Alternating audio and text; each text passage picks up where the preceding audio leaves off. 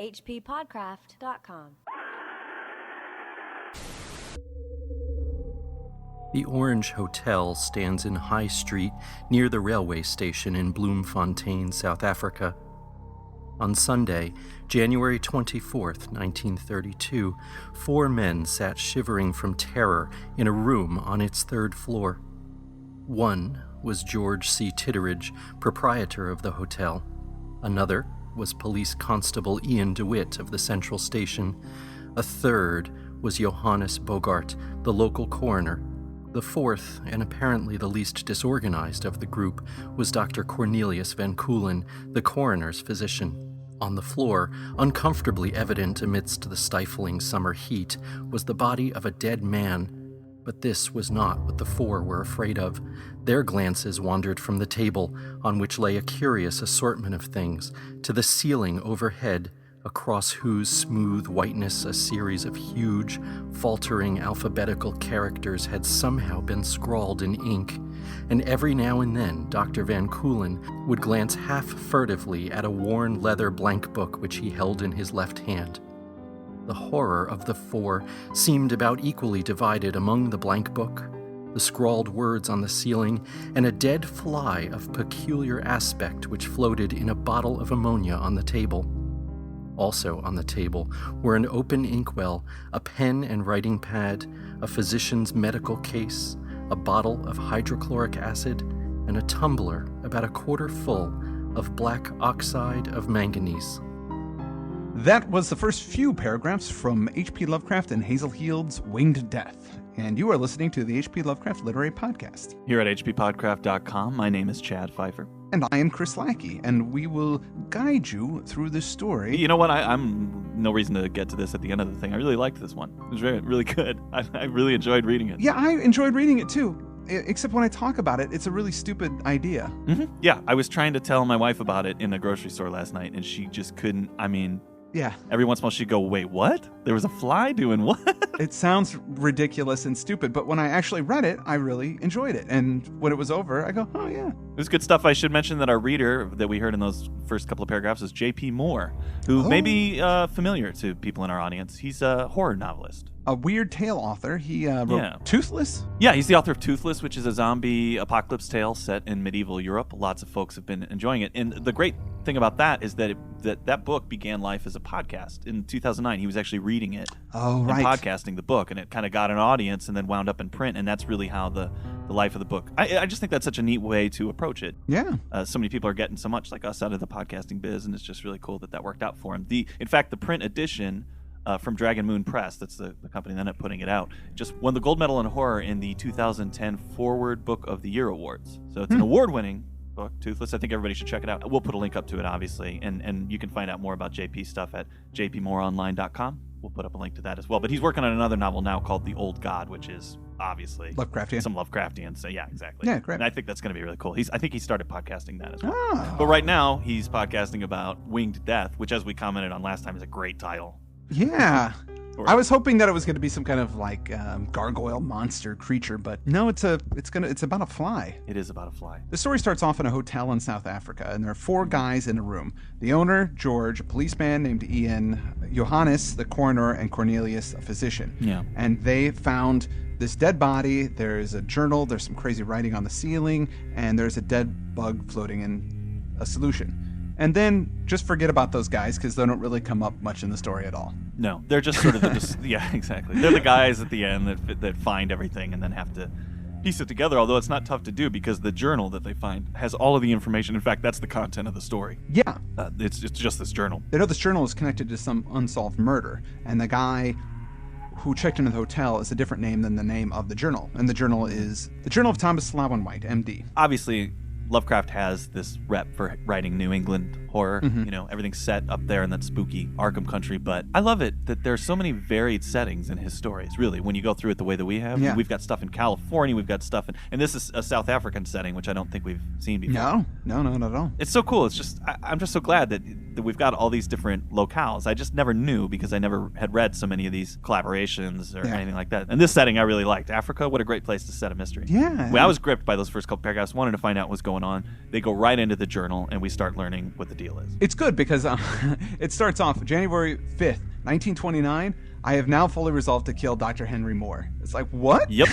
Right up the bat, he's just like, I'm going to start a journal about how I'm going to kill this guy. And he goes in to explain that this Dr. Henry Moore was a colleague of his. They worked together, and Tom, the guy that's writing this journal, found these notes of a Sir Norman Sloane who did some research. And so he kind of did some additional research based off Sloane's research. Well, he's full of like, it's so obvious right away. I mean, the character of this guy comes through really strongly right away. Yeah. And the thing I like about it is, yeah, he's done this research and he is up for a knighthood. Yeah. Big deal. He's going to be a very famous doctor. But the way he says it, he goes, aided only slightly by the papers of the late government physician, which I found in the house I occupied. He mentions it, but he's like, it didn't, wasn't a big deal. Yeah. And when I read that, even without the other guy exposing him, I was like, what? That's a weird way to say it. Yeah. Aided only slightly. Yeah. Thou doth protest too much, because what I think he did is rip that guy off. And Henry Moore agrees with you, and he got it out in the open that this guy found these notes and that there were letters to corroborate this outside of it. He wasn't defamed completely, but his knighthood was withdrawn and all those things. And so now this guy, Tom, is just, he wants Henry dead. But of course, he's a bit of a coward, so you got to come up with some crazy elaborate scheme to kill him. And that's what this story is about. Yeah, it's the craziest scheme to kill this guy. It's just a revenge. This is his revenge journal. Everybody's got a revenge journal laying around somewhere. What? I'm still working on mine. You have a revenge journal?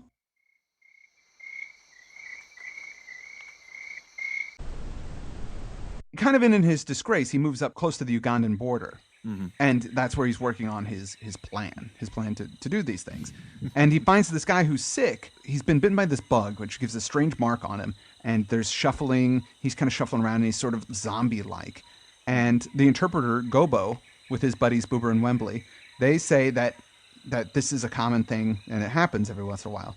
So he writes to one of his friends about this bug, and it's supposedly this devil fly, and he takes some samples from it, and there's tainted crocodile meat and all this business, and he figures out a cure for this, but then he goes, wait a minute, this would be the perfect thing to kill Henry. It's perfect. But I don't want Henry to recognize what type of bug it is, because then he will know it's poisonous. So I've got to breed a new kind of bug that carries this virus or bacteria that causes this zombie-like sickness and eventually ends in death. I think that the reason I was enjoying this so much, why I was so attracted to it, is I love very complicated revenge plans. My favorite characters in literature are just, jerks who want to hurt other people. I don't know why, but Iago is always my favorite character in Shakespeare, because you don't really know why he's so mad, but he's going to destroy Othello, and he does it through all of these small. And this whole, he's really thinking it through. I'm going to send this guy this virulent bug that's going to bite him and kill him. But he's an etymologist, so he's going to know, he'll recognize what this thing is. Right. So I have to disguise the fly. There's a lot of disguising going on, right? He's got to disguise the fly somehow. So he decides he's going to breed it with some other tsetse flies so that it comes out with this kind of hybrid insect.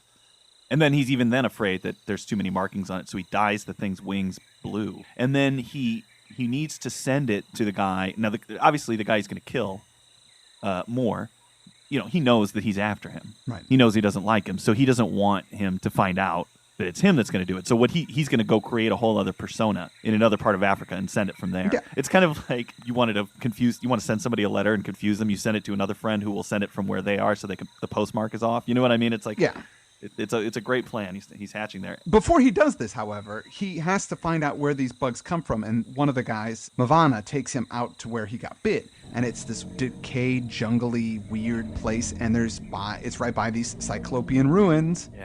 Yeah, where there's these megaliths, and they said that they are haunted by the fishers from the outside, and that they're evil gods. And it's Sithagwa and Cthulhu, but they're spelled differently and probably pronounced Sithagwa and Cthulhu. So there's, Lovecraft, man, he just can't pass it up. He always got to throw that in there. Love it. Yeah, he just gets it in there. Yeah. Cthulhu's coming in one way or another. He's got to work it in. I thought that was cool, though, because he didn't go overboard with it. It's just a mention. Just a mention, right there. This poisonous fly is tied up with the old gods somehow. That's kind of cool. I love that this character is such a sociopath. Mavana got bitten, and when he figures out how he can slowly cure him with these injections, he's not doing it because he cares about the guy. No. He's doing it because he wants to get him healthy enough so he can bring him back out to where he got bitten. Yeah. and show him what the stuff is. He's just such a jerk. Like, he really doesn't care about anybody. He gets Bada, his servant, and he gets him in with the fly, so the fly bites him. And then there's this guy Gamba, who's a messenger, and he gets him bit by the bug. These guys didn't volunteer for this. They don't understand what's happening. No, he just wants to test it out. And they just happen to be, in his quarters, and he's like, hey, come over here. Don't pay attention to that fly. And then the fly bites him, and they get sick. But then he cures Gamba, but he doesn't cure Bada because he wants to make sure that he's going to die with these new genetically engineered flies. So you're right. He's a total sociopath. He just is experimenting on these human beings for his own nefarious goals. Well, he doesn't see them as human beings, really. I mean, he uses the N-word to describe them, and they're subhuman to him, and actually he regrets not killing Gamba later because he thinks, really would have been nice to see how this worked on two different people because it might be different per person, Oh, yeah. He's such a bad person. We're leaving out something very important, which is the legends that the natives have about this fly.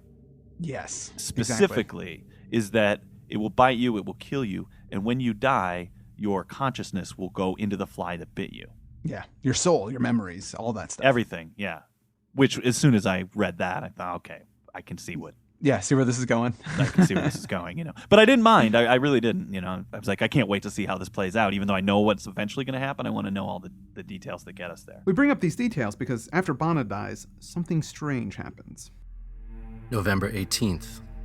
Bada died yesterday, and a curious thing happened which gave me a real shiver in view of the native legends and Bada's own fears. When I returned to the laboratory after the death, I heard the most singular buzzing and thrashing in cage 12, which contained the fly that bit Bada. The creature seemed frantic, but stopped still when I appeared, lighting on the wire netting and looking at me in the oddest way. It reached its legs through the wires as if it were bewildered. When I came back from dining with Alan, the thing was dead. Evidently, it had gone wild and beaten its life out on the sides of the cage. So that kind of that lends some credence to this theory that the soul goes into the fly. Right. I mean, what happened was Bata realized where he was, is kind of confused, what's going on? Oh my God, I'm a fly in a cage, and then he killed himself. Well, it's a pretty horrific ending to be trapped in a fly body, as seen in the movie The Fly. Yeah, help me. Exactly. So after he breeds the fly, he disguises the fly, he tests it on these guys, and sees that the new flies, these hybrid flies he's created, are just as virulent. Mm-hmm. Chris, I was a little confused, though. Do the flies themselves have, their bite is poisonous, or is it because they're carrying bacteria they get from tainted meat? It's from the tainted meat. He figures that out eventually. It's tainted crocodile meat, yeah. And I was a little fuzzy on that myself, but I'm pretty sure that's exactly what it is. And he makes sure when he ships these bugs in there that he's able to also extract just the bacteria that causes this, or virus, the germ. He calls it a germ. He says the germ, he's able to take that germ out of the tainted meat and cultivate it outside of the bugs and things. So he's able to kind of use that tainted meat, and the bugs eat it, and then they carry it. If you think about it, though, maybe it has some kind of crazy other uses where it's like if you eat the meat, maybe then if you bite somebody and they die, then they'll transfer their consciousness into your body. Yeah, I never thought of that. I don't know if that would work, but you should try it out. I should try it out. This is kind of a precursor to the anthrax scare in a way. He's going to send sending death through the mail. I'm going to send him these bugs and carelessly say, yeah, don't worry about it when you open this package. Just let them fly around the room. But I wish that he was a little more specific about how he does that. Yeah. Well, let's get into his plan a little bit. So what he makes up a whole other identity, Neville Wayland Hall. Yeah. This is his colleague, brother scientist character that he makes up. He says he's an entomologist from London, so he's a bug expert. Yeah. Yeah. And he writes in the letter, in the package that goes with the bugs, he says, these are completely harmless. Nothing to worry about. But I want you to take a look at them because I've never seen anything quite like them. And maybe you can, help me identify them. Yeah. That's in the letter. So in the package that he sends, to deliver the package, he grows a beard so that the people in the village that he delivers it see a bearded guy. Uh-huh. And then he shaves off the beard and goes back to the village where he came from. Now, he was in the village for however long, months that it takes to grow a beard. Yeah, nobody noticed that he was growing a beard? Yeah. Maybe he always had a surgeon's mask on all the time. He was growing his beard under that. But he grows his beard, he shaves it into a Van Dyke, he goes to another part of the country, he ships the flies off with the casual mention that they're completely harmless. Yes. to his enemy. And then he shaves the beard, gets in the bush, comes back, and then goes about his business, hoping that he will hear from his colleagues about the fate of, what happened. Hurrah, the first step works. It was able to get to him, but he doesn't know if he was bit or what happened or any of those things. But then he finds out soon after that, he actually did get bit. And so he's like, all right, he's going to get sick and he's going to die. A small journal entry, one after the other, just sort of updating on all the different things that are going on. Yeah, the guy's gotten tired. He's weak. He's complaining of Yes. this insect bite. And then after a while, Moore starts to get pretty suspicious. Yeah. Or he imagines that he got suspicious. Because some of the other people figure it out, or he thinks they do, right? Because Yeah, he and gets that- really kind of chilly letters from some of these guys. And they stop writing him. Some of them even just stop writing Tom. And that there is some kind of investigation that's going on, he finds out too. Eventually, in the Mombasa Gazette, he finds out that he's dead, that he finally died. Success. Yeah, it worked out for him. But the police suspect something was up, and he was investigating that these flies had a virus and they were sent to him intentionally. So they're checking into all of his enemies. So Tom is like, oh no, they're on to me.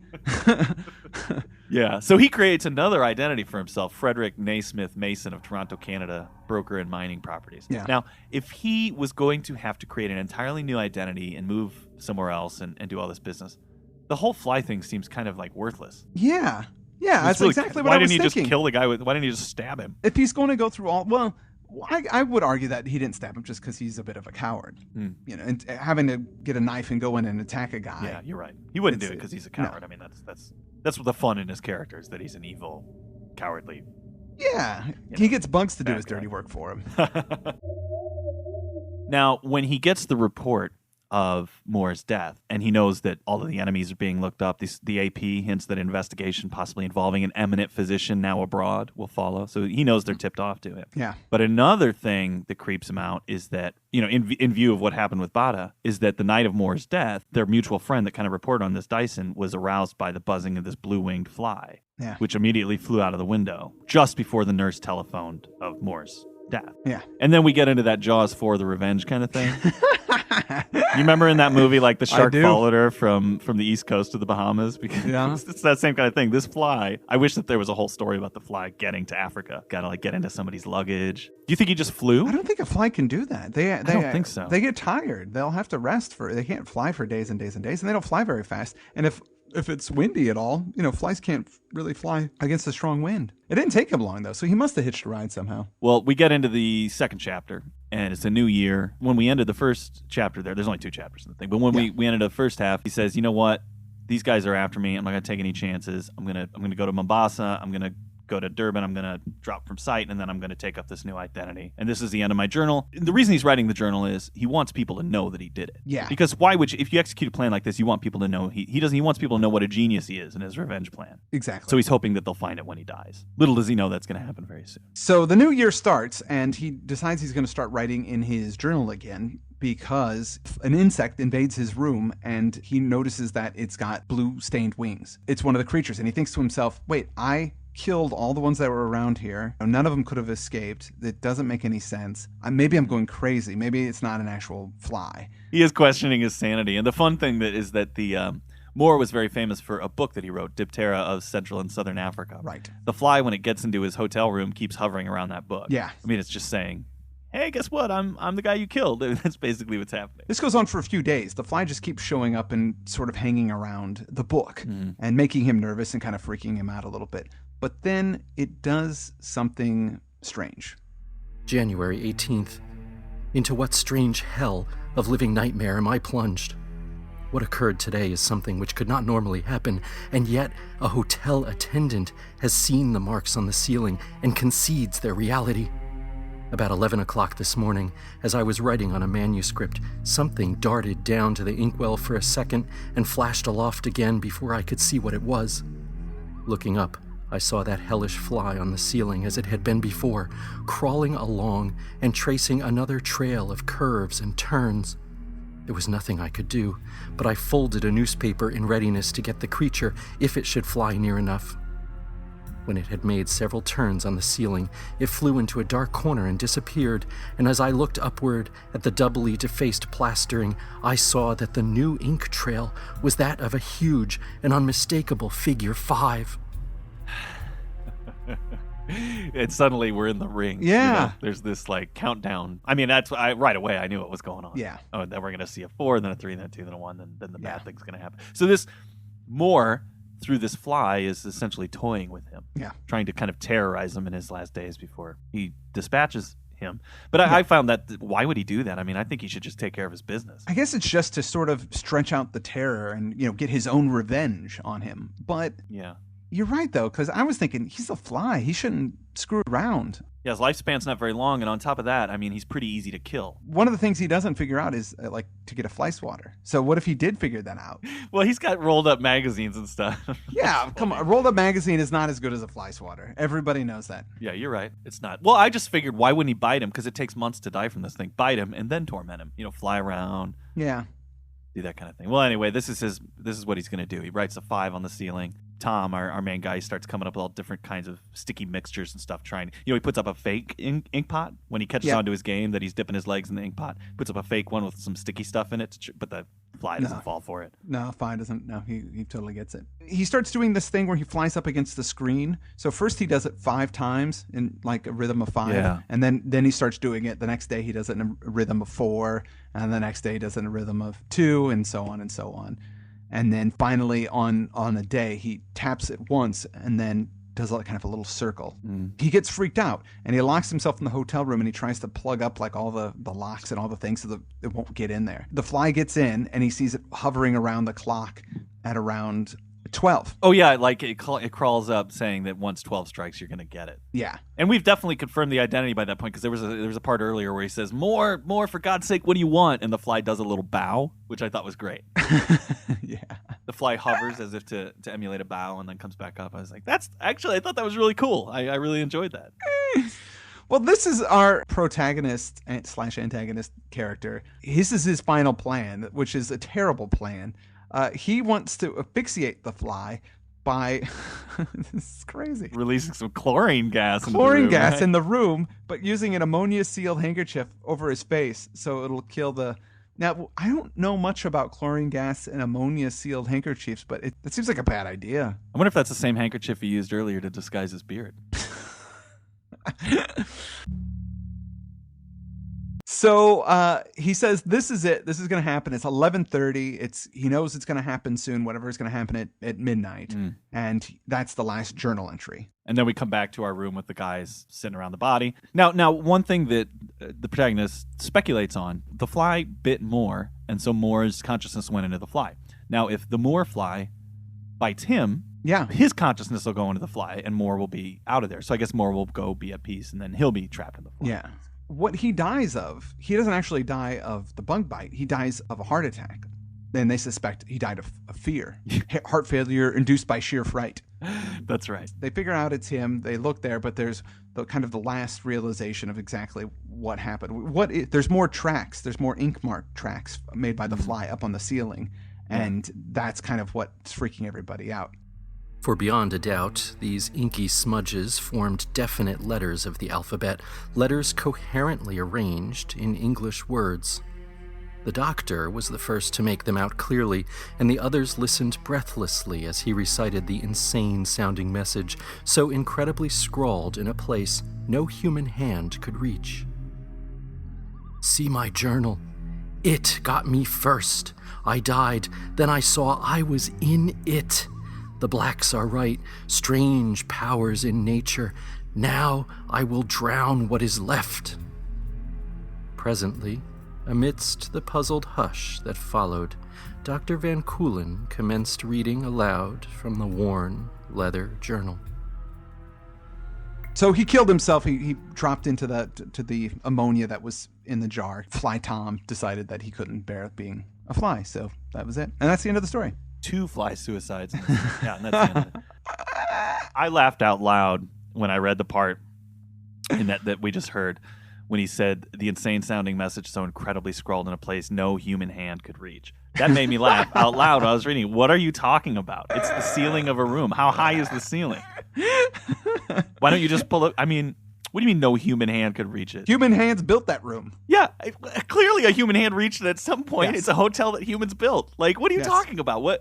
Get a step stool or a chair, like a ladder. Of course a human hand could reach it. Still, I have to say, though, I enjoyed reading this story. I thought it was a fun little read. I just like revenge tales, and I like this guy was so crazy and mean, and it reminded me of that other, The Man of Stone. Oh, yeah. He's the same kind of thing. A journal where a guy's talking about his revenge plans and etc. And then it backfires. Some backstory on this. It was written in the summer of 1932 and then first published in Weird Tales in 1934. Now, what was interesting about this story, in a letter, H.P. Lovecraft says, well, let me read it. Something odd befell a client of mine the other day involving a story element which I had intended and introduced under the impression that it was strictly original with me. The tale was sent to Handsome Harry Bates, and he rejected it on the grounds that the element in question, the act of an insect dipping itself into ink and writing on a white surface with its own body, formed the crux of another tale which had been accepted. Hell's bells! And I thought I hit on an idea of absolute novelty and uniqueness. Originally, when he was writing the story, some other guy had written another story about a fly writing in ink. That reminds me of was the Commonplace, Lovecraft's Commonplace book. Isn't there something in there where he's got a cat writing? I don't know. Probably. Yeah, it's some kind of weird thing where it's like a guy dies and then his cat becomes hyper intelligent and then somebody makes some kind of writing apparatus for the cat. I don't remember. It's something like that I really wish had been made into a story. This story was originally submitted to Strange Tales, but Strange Tales went under before the story ever got bought, and it never happened, so eventually got picked up by Weird Tales. H.P. Lovecraft wrote about this story, "Winged death is nothing to run a temperature over. My share in it is something like 90 to 95%. Not much of a collaborator, H.P. Lovecraft. Yeah, no. It doesn't seem like he likes to do things his way. It's a pretty straightforward story. I mean, I liked it. Yeah. I mean, it's ridiculous. It's pretty hokey, but there's something about it that appealed to me. Again, it's that sort of crazed mad scientist sort of tale that just, as hokey as it is, the very pulpy nature of it just appeals to me. Yep, that's exactly it. So we did make it to this show. I have a feeling that we're going to be off after that. Well, yeah. I'm recording Sunday night, and so I'm going to try and edit this as quickly as possible in case my wife goes into labor at any moment. Typically, babies can be up to 2 weeks late before they'll decide to induce, so we might have another episode next week. Yeah, we'll see. Which is going to be another Hazel Heald story, Out of the Aeons. Yes, Out of the Aeons. I'm looking forward to that one. I've heard good things. Which has Randolph Carter in there, I believe. I want to thank JP Moore for reading for us. Oh, yeah. Great job. That really sounded great. And I want people to go to his website and check out The Old God and check out Toothless and the things that he's been working on.